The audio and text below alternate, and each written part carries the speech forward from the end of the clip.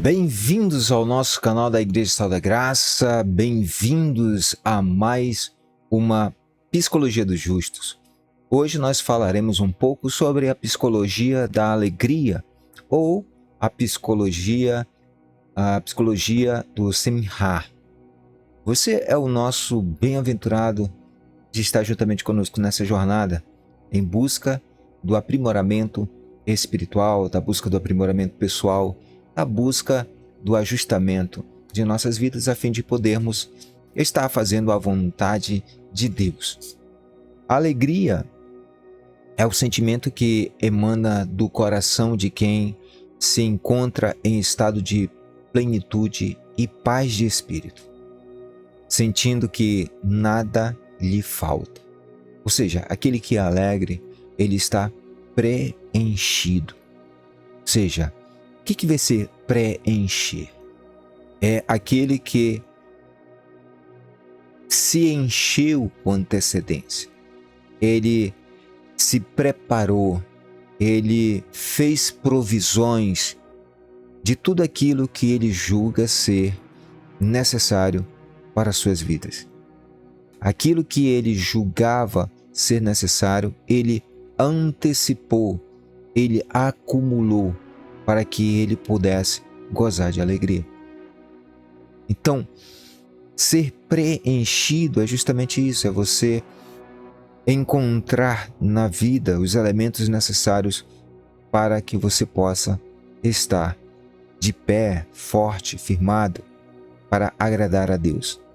Se alguém está sempre satisfeito com o que recebe e nada o entristece, nada faz com que ele fique triste, experimenta um constante estado de alegria. Quem é alegre mostra uma face radiante, um corpo saudável, e a velhice não lhe pesa. Ou seja, a velhice não vai ser pesada. Por quê? Porque ele já antecipou tudo aquilo que ele precisaria fazer para que no momento de descanso ele pudesse de fato descansar em Deus. O rei Salomão disse: um coração feliz cura tanto quanto um bom remédio. Muitas pessoas hoje têm adoecido e suas doenças não estão relacionadas com a enfermidade do corpo, estão relacionadas com a enfermidade da alma. Muitas pessoas, principalmente nesse período pós-pandemia, tem enfrentado distúrbios que são refletidos no corpo. Distúrbios esse que vai desde o estresse, desde a ansiedade, desde a depressão, desde a angústia, e vai entrando no ambiente orgânico propriamente dito.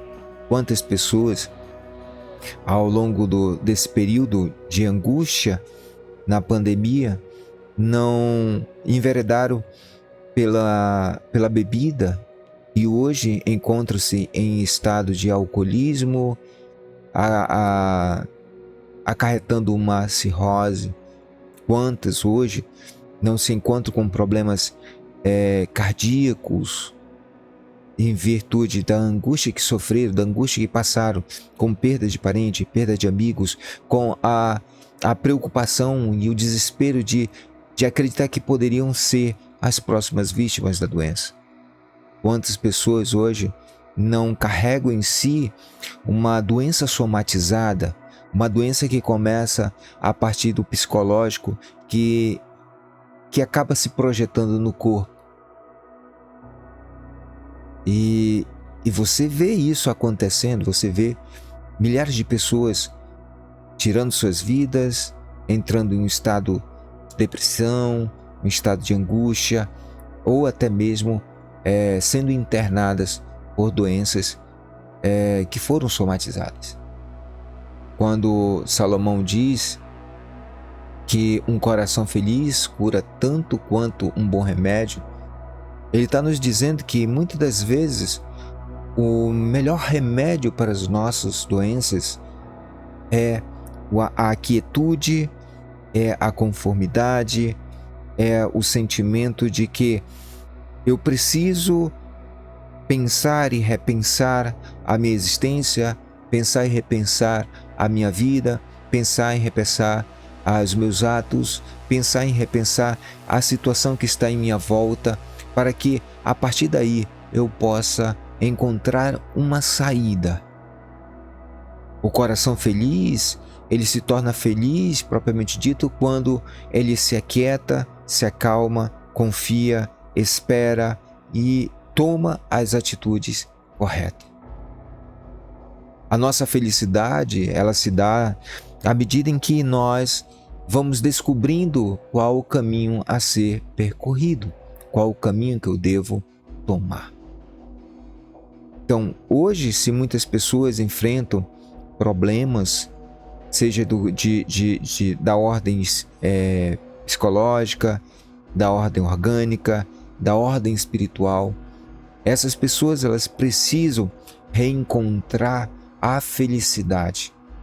A felicidade, ela pode ser entendida como o momento, ela pode ser entendida como o agora, ela pode ser entendida com o estado presente. E para isso é necessário reconhecermos em que estágio, em que etapa de nossas vidas nós estamos vivendo, como estamos vivendo e como eu posso melhorar a minha vida. É certo que muitas das vezes vamos precisar de ajuda. É certo que muitas das vezes nós vamos precisar de um ombro amigo, de uma mão amiga que nos ajude a levantar. Mas temos que ter em mente essa fala de Salomão. Um coração feliz cura tanto quanto um bom remédio. Ao mesmo tempo, a alegria desenfreada, né, a euforia, ela produz gargalhadas que podem levar o homem à leviandade, como está escrito, pois os risos dos nécios se assemelha ao crepitar da lenha sob o caldeirão, e isto é uma coisa vã. Um dos mais claros sinais de distinção do tolo é o seu riso no local e momento inadequados. Não é, pois, recomendado ao homem temente a Deus enganjar-se em conversas casuais das quais brotam risos e gargalhadas, pois está escrito: quem ri demais teme a Deus de menos, pois quem se entrega ao riso desmedido não pode concentrar-se em Deus. O que isso quer dizer? Quer dizer que a felicidade exagerada, a felicidade insensata, a felicidade tola, a felicidade vulgar, ela não é uma felicidade sadia. Ela é uma felicidade que vai gradativamente adoecendo a alma, levando o homem a buscar novos elementos, novas formas de prazer. Como nós acabamos de falar, que aquele que teme a Deus, ele não deve se prender a risos frouxos, não se deve prender a diálogos, né, conversações tolas. Por que isso? Quer dizer que esse tipo de felicidade não é bom? Quer dizer que eu não posso rir de uma piada? Quer dizer que eu não posso ser feliz com as coisas que eu possa encontrar por aí? Não é bem isso. O que nós estamos falando aqui sobre o perigo de uma pseudo-felicidade, de uma felicidade tola, uma felicidade vã, é que, à medida em que tais expressões de alegrias exacerbadas, descabidas, fora de hora, fora de contexto, muitas das vezes, ela tende a levar a uma espécie de provocação pessoal que acaba culminando na própria degradação do ser. A pessoa ela vai perdendo o senso de normalidade, o senso do ridículo, e ela deixa de ser uma pessoa que venha passar uma confiança ou venha demonstrar uma certa responsabilidade. As pessoas vão desacreditar dela, porque tudo ela leva na piada, na bagunça. E nem tudo é piada, nem tudo é riso, nem tudo é gargalhada.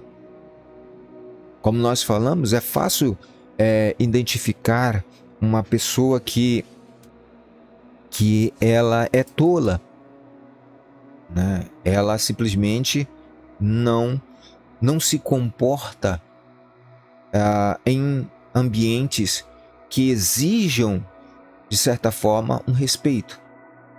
E isto ocorre de modo mais severo ainda quando a pessoa começa a perambular com os amigos e a entregar-se aos jogos de apostas, né? Isso é comum.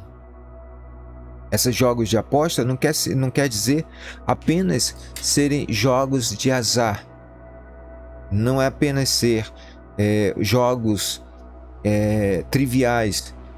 Quando fala sobre jogos de aposta, são jogos de desafios, jogos provocativos.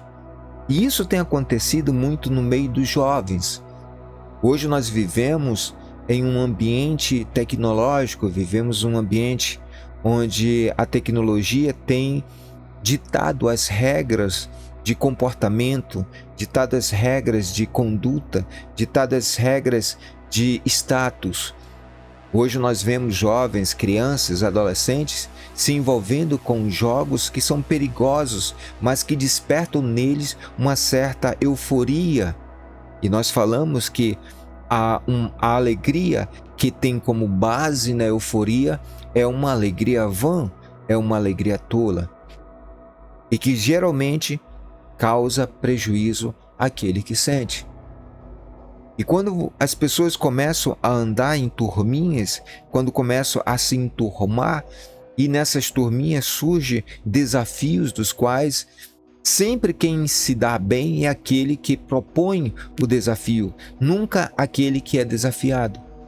O desafiado acaba sendo como o palhaço da brincadeira. Este é o grande risco, né? Você pode observar que geralmente o desafiado que executa tais desafios absurdos, tais desafios sem lógica nenhuma, ele é o motivo da chacota. Os outros sempre vão rir dele. Então, aquilo que muitas das vezes poderia ser a alegria, acaba assim por se tornar uma frustração, acaba por se tornar uma angústia, acaba por se tornar uma depressão e que vai levar muitas das vezes o jovem, o adolescente, ao suicídio. Às vezes aquilo que começa com o pensar, uma ideia de que é algo alegre, acaba se tornando em luto. Por isso nós precisamos entender a alegria a partir do ponto de vista do que de fato é a alegria. A partir do ponto de vista do que de fato é importante saber sobre a alegria. Então, como nós vimos, a alegria exagerada, a alegria que extrapola a normalidade, a alegria que é provocativa e que propõe jogos, não é alegria. Por isso, O homem justo ele deve educar seus filhos a não rir às gargalhadas e não deve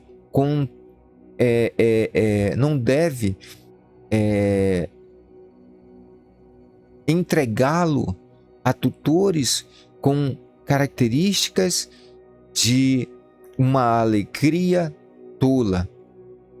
E isso é uma recomendação das próprias Sagradas Escrituras. Não sentei-me com gente debochada e brincalhona. Observe que as Escrituras dizem: não sentei-me com gente debochada e brincalhona. Pessoas que não sabem e não respeitam o momento e nem a hora, né, para ser debochada e brincalhona. Tudo tem um tempo, tudo tem um momento. Ou seja, a pessoa debochada e brincalhona, ela não sabe separar os momentos. Não sabe separar a situação. Ela não consegue entender o momento da pessoa. Às vezes tem momentos em que você não está para brincadeira. Tem momentos que você precisa se sentir sozinho, você quer ficar só. Você quer refletir um pouco mais sobre sua vida. Você quer refletir sobre o momento que você está vivendo. Você quer refletir sobre uma situação que está acontecendo com outros e procura, de certa forma, encontrar um meio para ajudar essa pessoa. E nesse momento você precisa ter a concentração necessária para poder estar focado. Então, existem momentos que você vai ficar fechado em você mesmo e que não há espaços para brincadeira nem deboches. E aí, quando vem uma pessoa com essas características, ela acaba por atrapalhar um momento que poderia ser de auxílio, de ajuda a outras pessoas. Então, quando você está educando seus filhos, quando você está orientando o seu filho, você deve evitar esse tipo de pessoa. Por que devo evitar esse tipo de pessoa? Para que teu filho não venha a copiar tais comportamentos. Você precisa ensinar ao teu filho que cada momento tem o seu respectivo comportamento. Existem momentos em nossas vidas que exigem comportamentos específicos. Assim como também existe um momento que você pode brincar. Existe um momento que você pode se alegrar. Existe um momento que você pode sorrir. A verdadeira alegria, ela obedece à realidade do momento. Então, nós não podemos de maneira nenhuma colocar os nossos filhos diante de uma pessoa que é debochada e brincalhona em fora de tempo. O rei Salomão, ele disse o seguinte: em cada ato de tristeza existe um ganho.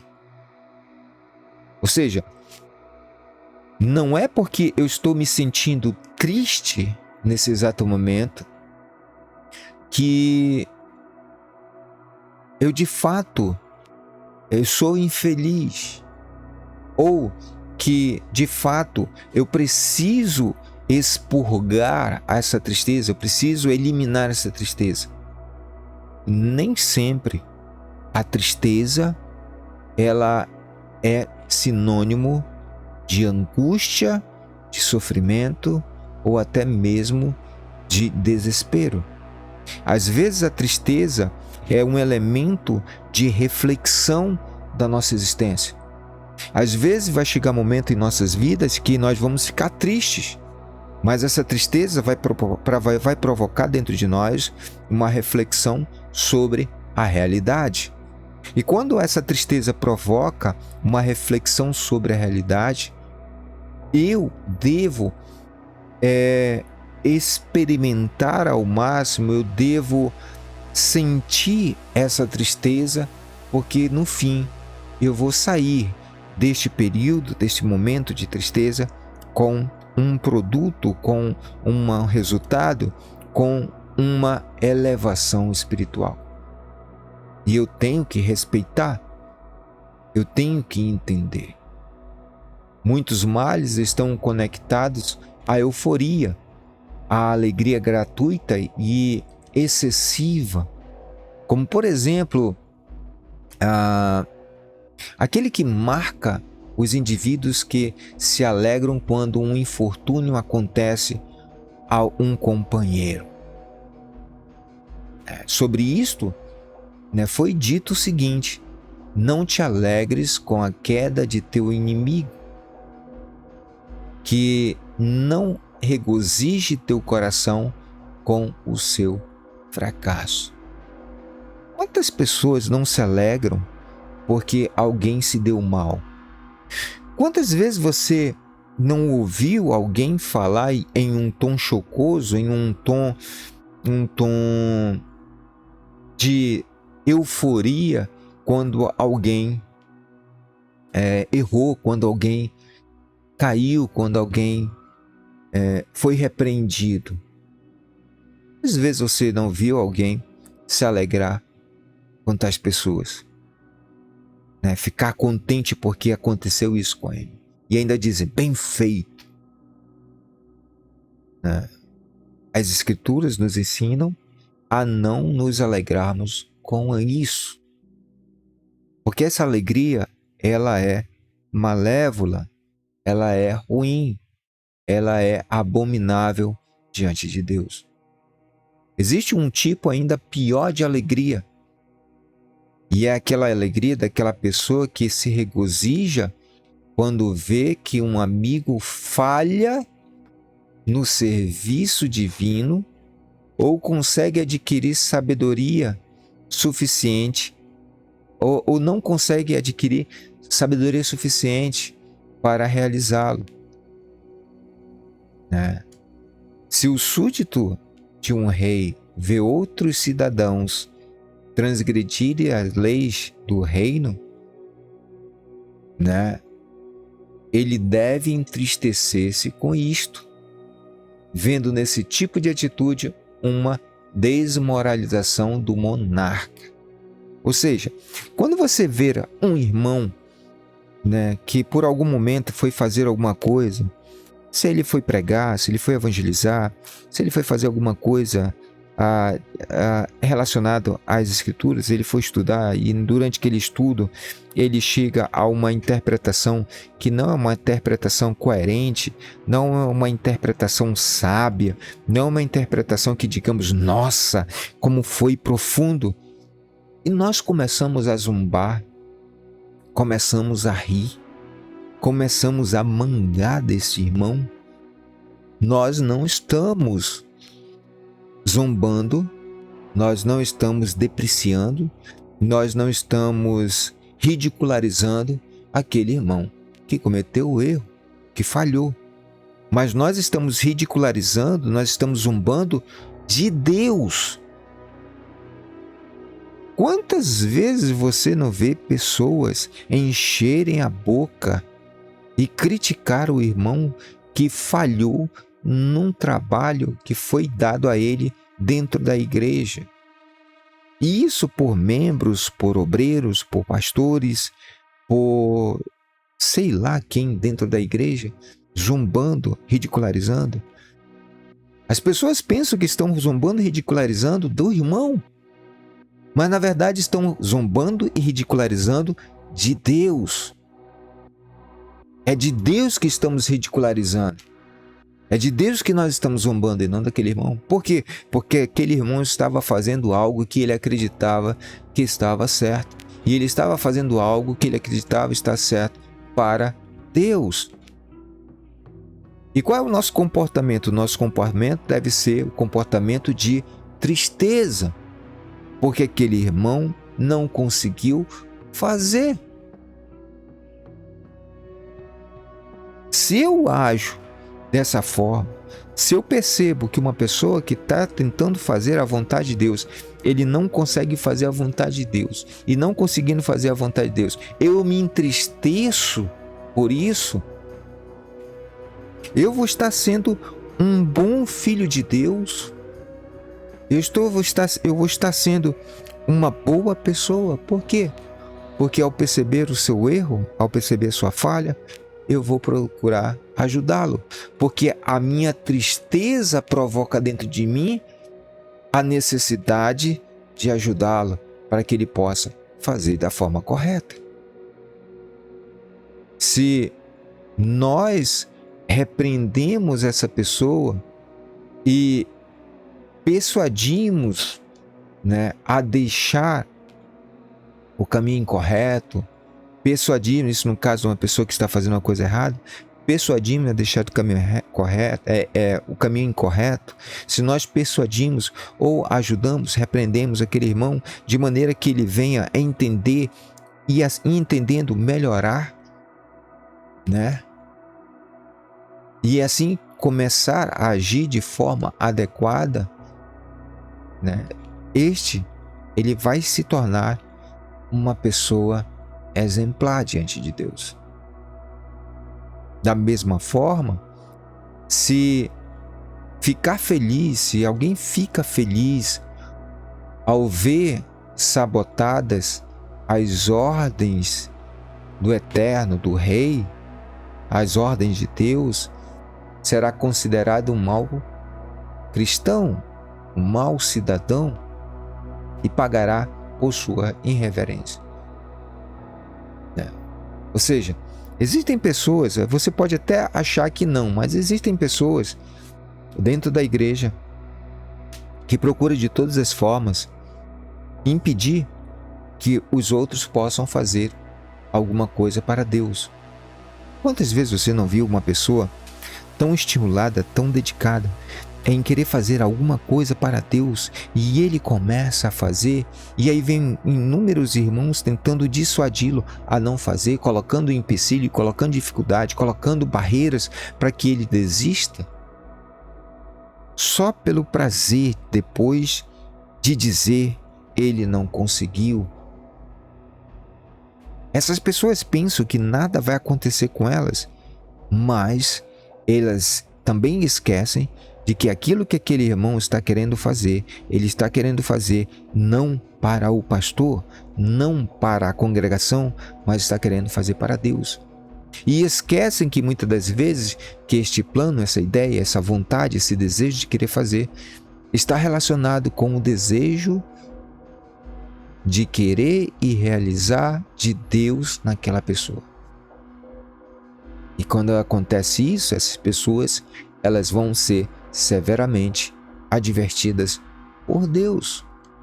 O salmista ele diz o seguinte: agrada-lhe sim os que o reverenciam e que em sua misericórdia confiam. Quem se alegra com a desgraça alheia não tem parte com Deus de Israel, com o nosso Deus. Foi para isso que o Rabi Nehuniah ben Hakaná, ele orou da seguinte forma: que meus companheiros não falhem em assuntos de halahá, de misericórdia, de bondade, de ofertas, que eu não me alegre com o seu fracasso e que não fale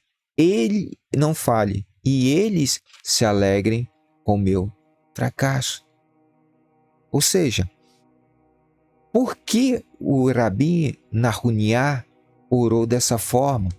Ele orou dessa forma porque viu que havia pessoas, que naquele momento estavam se tornando ou se tornaram, aquela situação já tinha virado um costume entre aqueles que estudavam a Torá, estudavam a lei de Deus. E o que eles faziam? O que essas pessoas faziam? esses alunos, eles regozijavam-se com as falhas cometidas por seus colegas.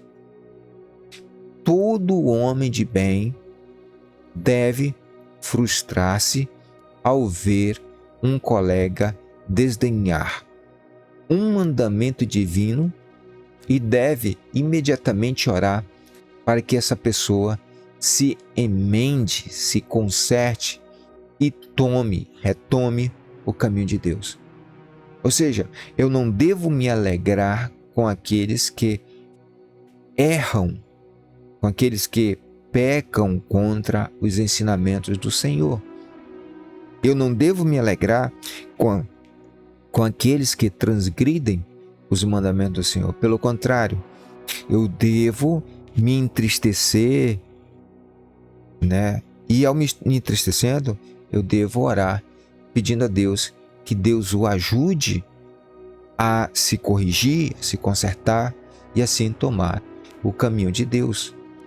Quando oramos, concede-nos sabedoria, faz-nos retornar à tua lei e perdoa-nos.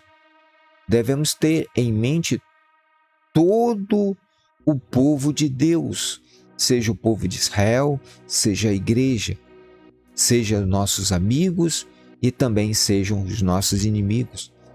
Assim como em todas as outras bênçãos, é concebível que alguém peça a Deus que o cure sem estar pensando em outras pessoas que também precisam ser curadas, ou em pessoas que necessitem de sabedoria para saber como agir na vida.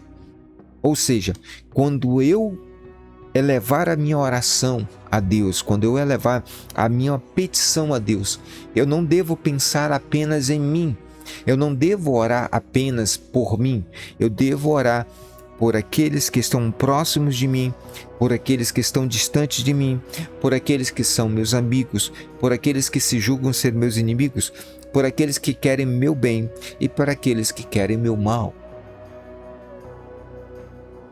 Quando eu faço isso, a minha alegria, ela é plena. Como muitos homens deixam suas paixões tomarem conta de suas decisões e não sabem como proceder para tomar o caminho do bem, os justos e os outros homens tementes a Deus têm a incumbência de incutirem em seus próprios corações o dever de interceder junto ao Eterno para que o Eterno conceda a essas pessoas uma saída, uma luz que possam seguir e desta forma venham a entrar entre os que servem ao Criador de coração pleno e puro. Observe que aquele que possui a felicidade, possui a alegria, lembre-se que nós falamos sobre estar preenchido de alegria. Preencher é encher com antecedência, é adquirir tudo aquilo que é necessário e ter o suficiente, é ter previsões, é ter provisões suficientes para que a minha vida esteja leve o suficiente para poder atender aqueles que necessitam. Por isso, quando nós olhamos e vemos a humanidade, vemos as pessoas, vemos aqueles que sentem necessidade, aqueles que erram, que tropeçam, que pecam, que estão numa vida distorcida, uma vida deplorável, eu, enquanto pessoa que estou plenamente cheio da alegria, eu possa interceder por elas. O homem íntegro, ele pede por todo o povo, seja Israel, seja as nações. Ele pede pelos seus amigos, pede pelos seus inimigos. Quando abre seu coração frente ao Eterno, bendito seja Ele, cumprindo a forma da forma mais exaltada o seguinte mandamento: amarás ao próximo como a ti mesmo. E ao que disse o Jó, né? Quem tem as mãos limpas cresce e se fortalece. Olha, não digo a responsabilidade, mas digo a necessidade fundamental que nós temos, não apenas para conosco, mas para com o nosso semelhante. Não apenas para ter a alegria, mas também para promover a alegria. Nós vamos ficar por aqui e no próximo domingo nós vamos falar um pouco sobre alguns tipos de alegria, outros tipos de alegria. Nós vamos falar sobre uma alegria que é considerada maligna, né? Existe alegria maligna? Existe. E isso nós vamos ver no próximo domingo. Que Deus possa abençoar todos, que Deus possa preencher todos com a alegria, que Deus possa direcionar, guiar, dar a iluminação necessária. Fiquem com Deus, lembrando a todos que toda terça, toda quinta-feira nós temos nossas meditações, às vezes com um salmo, às vezes com um provérbio, às vezes um papo aberto, um papo franco com todos, e a nossa meditação costumeira. No sábado a gente tem nossas lives. Nesse momento nós não temos feito lives, né? Mas quem sabe nesse sábado nós vamos fazer uma live, conversar um pouco com vocês, falar um pouco mais da palavra de Deus. E domingo nós temos a nossa série de estudo, Psicologia do Justo. Em breve nós estaremos também começando uma série de estudo que é Em Busca da Verdade, um estudo de Gênesis, Apocalipse, mas nós vamos intercalar. Um domingo nós vamos ter a nossa Psicologia do Justo, no outro domingo vamos ter Em Busca da Verdade. Que Deus possa abençoar todos. Fique com Deus. Se você não é inscrito no nosso canal aqui no Facebook, se inscreva, dê essa força, nos ajude. Também classifique o nosso trabalho, tem as estrelinhas, escolha de 1 a 5, quantas estrelinhas você dá para o nosso trabalho. Não esqueça também, se você gostou, compartilhe com seus amigos. Escreva aqui nos comentários o que você achou e o que você acha desse nosso trabalho. A Igreja Digital da Graça, como eu sempre tenho falado, ela não é uma organização religiosa, não é uma instituição religiosa. É um ambiente que foi criado apenas para falar um pouco da Palavra de Deus a todos de uma forma simples. Que Deus abençoe a todos, fique com Deus e até o nosso próximo encontro, se Deus assim nos permitir, aqui no nosso canal da Igreja Digital da Graça. Até a próxima.